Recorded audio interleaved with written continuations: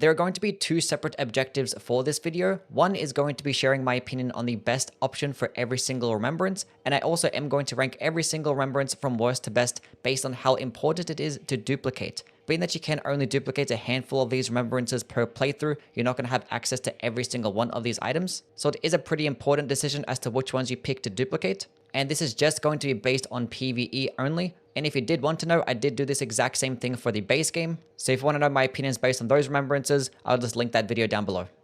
The Heart of BAYLE cannot be duplicated as it is not a remembrance, but it does kind of work the same way, as you do get to choose from two different incantations, one being BAYLE's Flame Lightning and the other BAYLE's Tyranny. Now I think both of these are incredibly mediocre and are in need of a buff. I kind of wish one of these was actually a weapon instead. Probably some like cool Fire, Lightning, Faith, Arcane based Great Katana or hand-to-hand weapon. That would have been nice. But in terms of these two options, I would lean more towards picking BAYLE's Tyranny over BAYLE's Flame Lightning. Now, I think BAYLE's Flame Lightning is more consistent and this can just work better, but that one works very similar to things like Dragon Claw and Dragon Maul, and those ones are just way better in my opinion, as they can do roughly just as much damage, sometimes even more damage because it is pure physical, and you can pair those spells alongside the Blue Dancer's Charm, but it is also going to be much quicker, much cheaper, lower requirements, and also just do more stance damage. Like Dragon Maul does like roughly twice as much stance damage as BAYLE's Flame Lightning. Now the major benefit of both of these spells is that they do have a pure arcane scaling. No other spells have a pure arcane scaling except for these. Basically all the Dragon Communion spells have at least some amount of faith required, which if you're going to go into an arcane build, I always recommend speccing into a little bit of faith for that reason.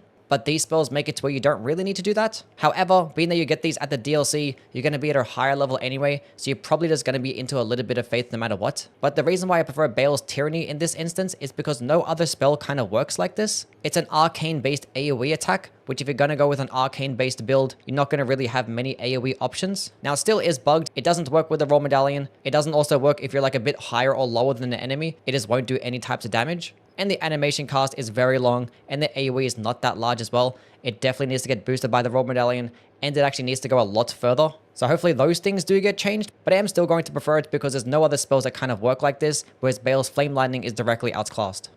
Remembrance of the Lord of Frenzied Flame is least important remembrance to try and duplicate, as the Midra's Flame of Frenzy incantation is just borderline useless. This spell just consumes so much FP, doesn't go that far, the damage is not that great, you get no hyper armor, and after just holding onto the attack for like a few seconds, your entire FP bar is just gone, and you've basically just served zero benefit in using it. Especially in PvE where like Madness buildup doesn't really do anything, so I'm just not going to value this spell at all. If you did want a type of Frenzied Flame incantation for these closer ranges, use Flame of Frenzy. It's going to do way more damage, way cheaper, and actually do really good stance damage. So the Greatsword of Damnation is the obvious option here. It is just a pretty average strength faith-based greatsword, does get the claymore poking heavy attack, which is very nice, and its weapon skill can be a nice AoE, but it is mainly centered around PvP as it does work as a grabbing attack. Whereas in a PvE setting, this grabbing attack is only going to work against other NPCs, which is pretty far and few. The weapon skill can do some pretty nice damage, but it is a longer animation and you can get staggered out of it upon landing on the ground. So if you did want a more consistent type of AoE holy attack that can scale mainly off strength, something like the Marika's Hammer or the Ordovis's Greatsword can just work way better with its skill. But this one is still pretty decent though.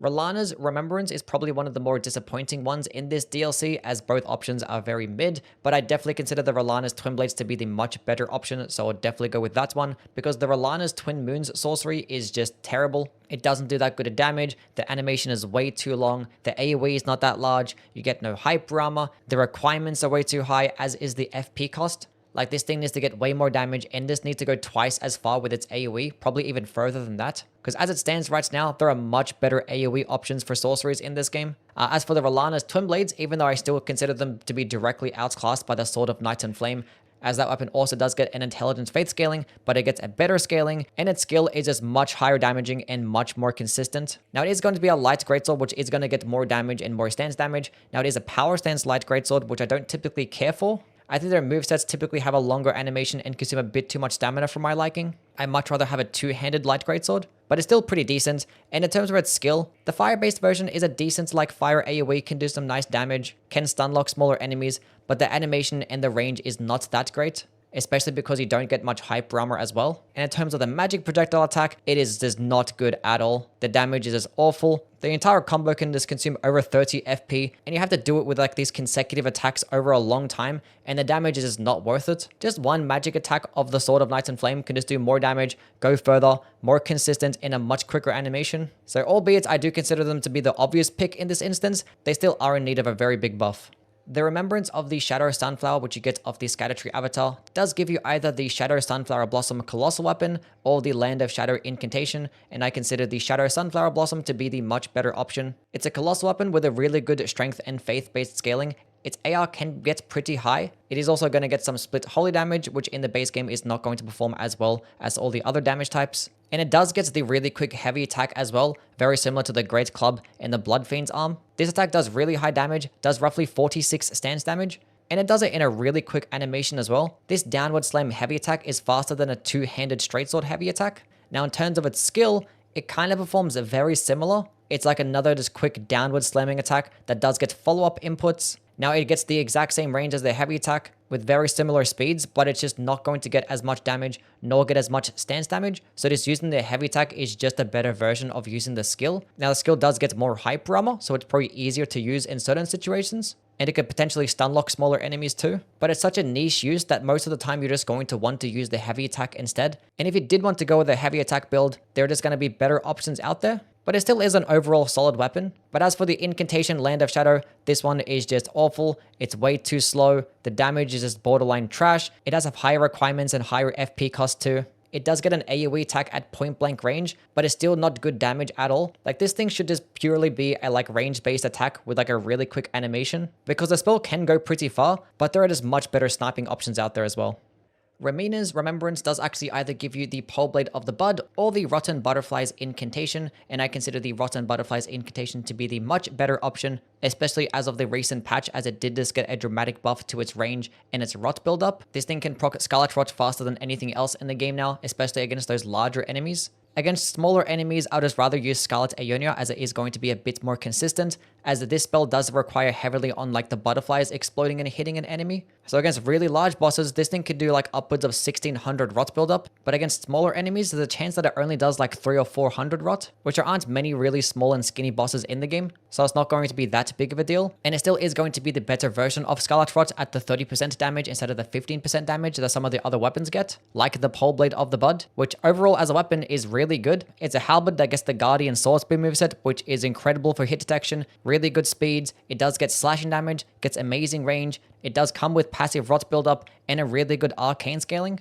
But the thing is, Scarlet Rot doesn't scale with arcane. So for the most part, if you're going to go into an arcane build, you're going to benefit more of going into another weapon, especially because this weapon's skill, Romina's Purification, is not that good either. It's a really long animation, does really bad damage, basically does non-existent stance damage, and the rot buildup still isn't even that good. If you hit with the entire combo of the skill, you're going to be doing like 3 light attacks worth of damage and only do about 200 rot buildup. This thing definitely needs a buff in terms of damage. It's a really long animation. I would like to see this skill melt enemies, but as it stands right now, Rotten Butterflies is the much better option. The Remembrance of Putrescence does either net you the Putrescence Cleaver or the Vortex of Putrescence. Now both of these I consider to be just a bit above average, both being like a solid B tier. They can both perform pretty well, but they're just going to be outclassed by something else. For the Vortex of Putrescence, it is a nice AoE spell, but it does have high requirements, cost a lot of FP, doesn't really go that far, and the damage and the frost buildup is nice, but it's not really worth the FP cost. So things like Fleeting Microcosm or Zamor Ice Storm I just consider to be much more reliable and better AoE types of spells. Now I know Vortex or Putrescence gets more playability in PvP, but this being a PvE list, I think the Putrescence Cleaver is the better option of this Remembrance. It is a great axe, which they do get pretty decent movesets. This actually does get slashing damage compared to the standard damage that a lot of the other great axes get. It also does get passive frost, which is nice. And in terms of its skill, Spinning Guillotine, it is pretty cheap. It can stun lock, can output some nice damage, and can help proc frost pretty quickly. But this skill is somewhat reminiscent of like Wild Strikes, as you can hit multiple times in quick succession with a harder hitting weapon. And having like the Rusted Anchor with Wild Strikes with a Cold Infusion is not only going to do more damage, but also just get just as much hyper armor, do more stance damage, and proc frost quicker too. So if you want like a similar playstyle that this weapon does have to offer, I think Wild Strikes just does it better. But if you just like the aesthetic and the feeling of the Putrescence Cleaver, then I definitely recommend going with this one. The Remembrance of the Mother of Fingers is going to net you either the Staff of the Great Beyond and the Gazing Finger. Now I consider both of these to be somewhat decent, so the importance of duplication might be a bit higher compared to some of the other remembrances, but I think the Staff of the Great Beyond is going to be my choice. It is an intelligence and faith-based staff that can cast both incantations and sorceries. It is actually the best int faith staff to use at those medium levels. It just beats out the Gelmir stuff in like every single level. But once you get to those really high levels like 60 int and faith and beyond, then the Prince of the Death stuff is going to be the better option. Now being that I can cast incantations, I have to compare it to the Golden Order Seal. And unfortunately the Golden Order Seal is just always better to have. So if you do want to like optimize your damage, using the Staff of the Great Beyond for both incantations and sorceries is never the best option. But just being able to have one staff to cast multiple different types of spells is obviously going to be very convenient. You have to worry about switching back and forth and worry about having to upgrade multiple different types of catalysts. You can just go pick this one, equip it, you're going to get some decent damage, and it's going to be a lot less hassle. Now in terms of the Gazing Finger, I think it's a great weapon. It's a pretty hard-hitting colossal weapon. It doesn't get like the best amount of scaling, so it's not going to hit as hard as some of the other options. It does get a slightly unique heavy attack with its downward slam, and in terms of its skill, it can hit pretty hard, especially when fully charged, because it can go a lot further. Now my major problem with this skill is that it gets pretty poor scalings. It has a wholly damaging skill, which is going to scale off the faith stats, and this thing only gets an E scaling in faith. So whether or not you actually want to spec into more skill damage or more weapon damage is going to be a bit polarizing. You can only really go into one or the other, because the weapon does get a B scaling in strength, but it gets terrible scalings in intelligence and faith. I don't know why they're always so careful with DLC weapons and just trying to make them good. These things can be a lot better. Like give it a B scaling in strength, intelligence, and faith. Why not? The Remembrance of a God and a Lord which you acquire of promised consort RADAHN is going to net you 3 different items, and the fact that it nets you 3 items and is the last remembrance that you can acquire means that it is going to be higher on a list in terms of importance of duplication. Now with that being said, all the options here are still not that good, but I do consider the Light of Miquella to be the best one on here. At this spell can hit at very far distances in a very large AoE, and the fact that it tracks directly towards an enemy and just spawns the AoE on top of them means that it's very easy to use as well. Now with how long that it takes for the explosion to appear, how long the animation is, and its FP cost, it's not going to be something that you're going to use multiple times throughout a fight. You're only really going to use it to like lead off a boss fight or lead off a particular type of encounter. I think that's going to be its best use. Once again, I kind of wish that it went harder with some of these like spells and weapons. Like you get this right at the end of the DLC, and it's a really slow and hard hitting type of AoE attack. This thing just should be hitting a lot harder, and is probably just do more stance damage too. So it would be nice if it got buffed. And now in terms of the Greatsword of RADAHN weapons, I consider the Lord version to be better. Now I'm not going to rant about the Greatsword of RADAHNs again. I did that in another video. So if you do want to see me take apart these weapons and like really shit on them, you can go check that out. But I just don't like how they work at all. I don't know why there's 2 options that could have just been combined into one. But the Lord version of the Greatsword of RADAHN does have the much better skill, as it does get very good hype armor and actually can output a decent amount of damage. Now, I still think the scalings of these weapons are awful. I still don't like the lack of unique moveset. There's so many things that are just very disappointing about these weapons that they definitely deserve to get buffed. The Divine Beast does have amazing remembrance options in both the Enraged Divine Beast Talisman and the Divine Beast Froststomp Ash of War. So I do consider the importance of duplication to be somewhat high, although not the highest, as both of these things require different types of builds. It's not like you really need both of these for the same build, as the Enraged Divine Beast Talisman boosts your storm attacks, and the Divine Beast Froststomp is the cold-based Ash of War. But in this instance, I think the Enraged Divine Beast Talisman is just more useful, as it is just going to help boost the damage of all of your storm-based sources by 10%. And that's going to include Stormblade, Stormcaller builds, the Horned Warrior Greatsword. It even boosts things like Zamor Ice Storm as well. And these can be some of the best skills and spells in the entire game. And this talisman is just a must-have for those things. Now, as for the Divine Beast Froststomp, if you did want to go with like an intelligence-based build, and you felt like you were lacking an AoE option or even like a frost-based option, you could just throw in this skill, because it actually does do really good damage, especially if you put on the Shattered Stone Talisman and the Divine Bird Warrior Greaves. It can proc Frost pretty quickly, and it can go very far and just hit multiple enemies very easily too. Now with this type of setup, you're probably going to have an intelligence build anyway, so you could just use Zamor Ice Storm spell to just proc Frost and do damage in an AoE. But if you were to go with a weapon with a cold infusion that gets like a better dexterity scaling than an intelligence scaling, you're not going to be spec'd into much intelligence. So this is going to be a nice alternative for that type of build, especially if it's not a polearm weapon, because with polearm weapons, you're probably better off going with Ice Spear in terms of like a dexterity/intelligence frost-based projectile attack. But this one still has its uses.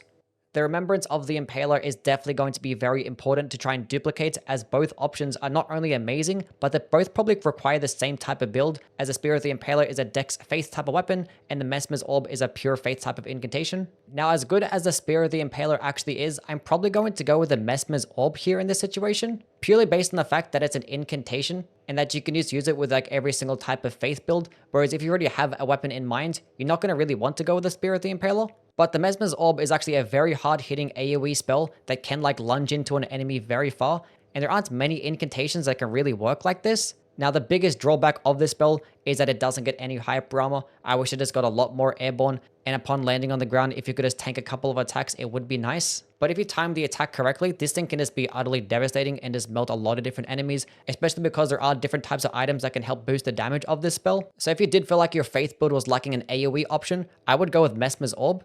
Now, in terms of Spear of the Impaler, it is a great weapon. The skill can hit very hard and melt a lot of different enemies. And it is a great spear, of which they can get a pretty nice moveset and do some nice stance damage. But unfortunately, its heavy attack turns it into a projectile instead, which does sound pretty cool, but this projectile does awful damage and does horrendous stance damage. So it kind of just removes your only way to proc stance breaks pretty quickly. And with this weapon, you're going to have a Faith build anyway, so you're going to have option to those other types of projectiles with your spells. So there's not really much of a need to have your heavy attack be a projectile, especially when it's this shit. And in terms of its skill, even though it is high damaging, it is a long animation, so it's going to be pretty situational in most cases. But if you do fight those smaller types of enemies that can be stun locked, this thing can just be utterly devastating and just melt all of them. So although I do consider Mesmer's Orb to be the better one, I just recommend duplicating it anyway. Now, to what I consider the best Remembrance in this DLC and the most important one to duplicate, the Remembrance of the Wild Boar Rider of Commander Gaius. It does net you the Blades of Stone sorcery, the Sword Lance, and it does come infused with Spinning Gravity Thrust Ash of War, so you can get 3 different options here. Now, if you do have an intelligence-based build, I would go with Blades of Stone every single time. And if you don't, just go with a Sword Lance, because it's going to net you a really good Ash of War and a pretty solid weapon at that. Now, I think the best overall one is probably going to go to the Blades of Stone. This is just an S tier spell, especially as of the recent patch. And it is going to be your best physical damaging sorcery too. It costs just as much as Rocksling, and as having the spell uncharged is just going to make it do more damage as well. And this is probably going to be more consistent to try and land. And when fully charged, this thing can just do amazing damage. It can stun lock enemies. It does it in an AoE as well. And it only costs like 18 FP. The only downside of this spell is that it does take up 2 different slots, but it does multiple different jobs, to where those 2 slots that it does take up is definitely justified. Now, as for the Sword Lance option, I think Spinning Gravity Thrust is the best part about it, as you can just put this Ash of War onto things like a Colossal Sword and just make it do amazing damage, amazing stance damage. You can pair it alongside a Bleed Infusion to like stun lock enemies and proc bleed really quickly. It's a really solid type of skill that does have a longer animation, so might be a bit more situational. And as for the Sword Lance, it is the hardest hitting type of heavy thrusting sword in the game, although it does have the worst moveset, because its heavy attacks are the same as Great Spears, but they're going to be doing like less stance damage than a Great Spear. So every single time that I do use the Sword Lance, I would just rather have a Great Spear instead. Something like the Lance or the Mesmer Soldier Spear. I feel like it's just better option than the Sword Lance, as they can just hit further, do more damage, and just do more stance damage. Now, the Sword Lance does have really good synergy with bleed types of infusions, so there is going to be a specific use there. But either way, every single one of these options here are just amazing, and I definitely recommend duplicating it when you get the chance. Anyway, that is the video now done and completed. As always, let me know what your opinions are down in the comments below. Now, as for the next video, I'm probably going to get started on a top 10 best weapon series. Gonna go over like the top 10 best strength weapons, dex weapons, faith weapons, stuff like that. So if you did want to see those things, definitely do subscribe. And yeah, catch you guys around. Bye.